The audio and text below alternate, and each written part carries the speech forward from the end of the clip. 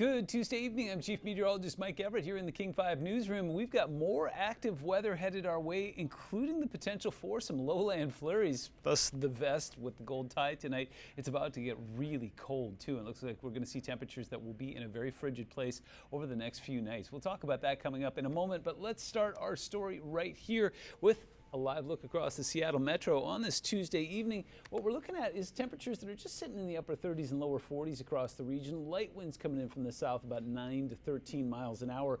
Wind has been a big part of our story. We'll talk more about that in a moment, but take a look at this. There is the potential for some low-level snow as we go into Wednesday morning here, and even including the Seattle Metro. We'll take a look at potential totals and timing coming up in a moment here. That is one of our headlines. We're looking at lowland rain and snow, breezy winds, and more mountain snow overnight tonight. And then we're going to see that gusty offshore flow. In fact, we've already seen those Fraser outflow winds up towards western Whatcom and San Juan counties, where we do have an advisory in place.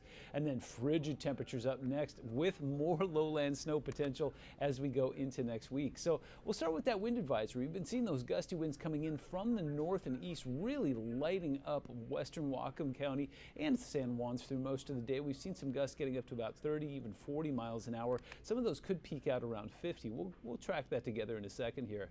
Winter weather advisory in place, and yeah, okay, you would expect it in the Olympics, but along the coast, really? Yeah, well, we're looking at the potential for 1 to 3 inches right along the immediate coastline. And speaking of the coastline, there are some big waves out there. We've been seeing long period swells coming in, getting up to about 22 feet in some spots. Now, it doesn't affect most people unless, you know, you're fishing or something, but really the big story here is if you are anywhere near the immediate coast, be aware that there's sleeper waves and there's set waves as well, so just don't go anywhere near the waterline. Also tracking the potential for some light coastal flooding there as well. So looking at the GOES 18 satellite, it's a little pixelated right now, but what you can see is that system that was on top of us last night has been driven way down south. So what it's doing is delivering the goods and the cold to pretty much the entire Intermountain West, including a lot of mountain ranges down towards Southern California, where we are tracking measurable snow in the San Gabriels and the San Bernardinos, but we're doing just fine in the Cascades here. Here's what it looks like in the big picture. You'll see a lot of that moisture pushed down south, and then you'll see a lot of white behind that. We're tracking low-level snow through Oregon and into Northern California, and then a nice break. In fact, this is Friday afternoon, where I do expect the skies to clear. It's going to be one of those crisp, cold afternoons where temperatures will be in the 20s and 30s across the region, but the sunshine will be a welcome respite. Cloud cover moves back in late Friday night, and we'll get back into an active pattern throughout the weekend that brings more low-level snow potential. In the short term, this is what satellite and radar are looking at on this Tuesday evening, right around 8:30, 9 o'clock here, and we are seeing some of that counterclockwise flow indicating that one of the lows is right on top of us here. So what it's doing is bringing some very gusty winds, especially in from the north and east. We've seen gusts close to about 30 in Bellingham over the last hour or so, also gusty off towards the north and east near Spokane.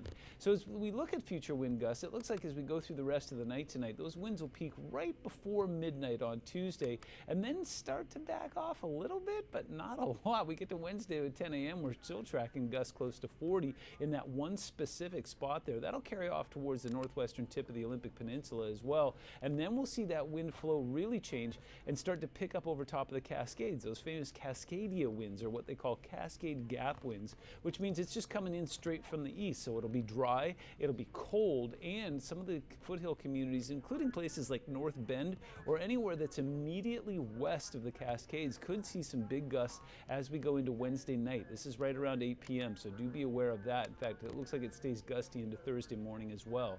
Seeing a lot of swirling out there, but you're also seeing a lot of white. Look at this, Wednesday morning around 7 a.m., we are seeing some flurries near the Seattle Metro and down towards Tacoma and Olympia and off near the immediate coast as well. And what we've got is some flurries that'll be sticking over the area into Wednesday morning, and you notice that off towards Chelan and Omak, Ellensburg, Yakima, and then for the big final number, before this system tumbles off and down the coast there, it looks like it's going to bring some snow along the immediate coast, the southwest interior, Pierce County, Thurston County, Hood Canal. Yep, we could be seeing some accumulating snow in places like Hoquiam, Raymond, Chehalis, and it's in no hurry to go until it finally does pull away early Thursday, and that's when we'll see those skies clear and we'll really see those temperatures start to cool.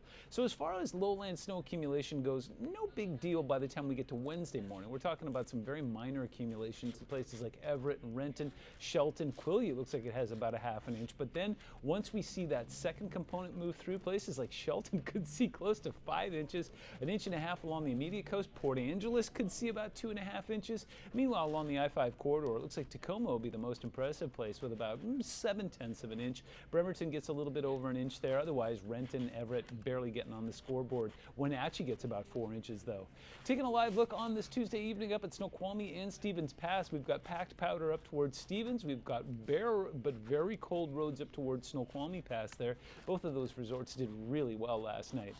So as far as accumulation goes, not a whole lot to talk about unless you're looking at Mission Ridge and Hurricane Ridge, which will get a fresh top off. Mission Ridge is a great place to go this time of year because it's that dry, cold powder coming in from the east. By Thursday morning, it looks like we'll pick up about another inch at White Pass. Mount Baker gets about another inch there, and Hurricane Ridge will be up to about 6 inches. 7-day forecast shows some interesting stuff. We'll touch down at the freezing mark early on Wednesday morning, but then that big story on Thursday, Friday, and Saturday will be those overnight lows in the 20s, especially Friday morning. We're talking about upper teens and lower 20s, and highs that'll be in the 30s Wednesday, Thursday, and Friday.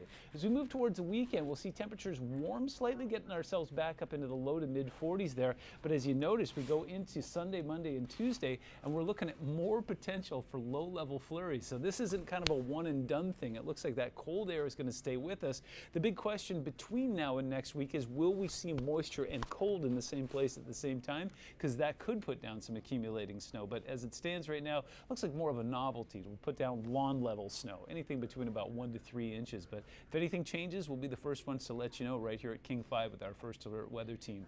In the meantime, from the King 5 newsroom, stay warm, stay safe, and as always, Paul, keep looking up. We'll talk to you soon.